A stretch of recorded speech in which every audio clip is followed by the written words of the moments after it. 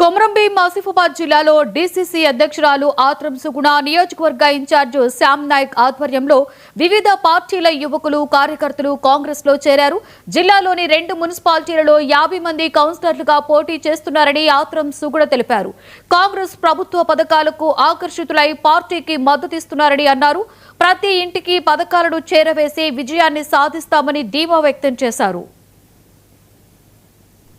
సంతోషకరమైనటువంటి విషయం, తెలంగాణ రాష్ట్రంలో మున్సిపాలిటీ కార్పొరేషన్ ఎలక్షన్ల పండగ వచ్చింది. ఆ పండగ వాతావరణంలో ఈరోజు కొమరంభీం ఆసిఫాబాద్ జిల్లాలో కూడా మరి 50 మున్సిపాలిటీలు ఇంకా ఇక్కడ ఉన్నాయి.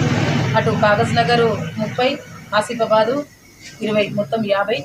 ఈ 50కి 50 గెలుచుకోవాలనేటువంటి ఒక గొప్ప లక్ష్యంతో మేము కాంగ్రెస్ కార్యకర్తలు, కాంగ్రెస్ సైన్యము అందరం కూడా పనిచేసుకోవడం అనేది జరుగుతుంది.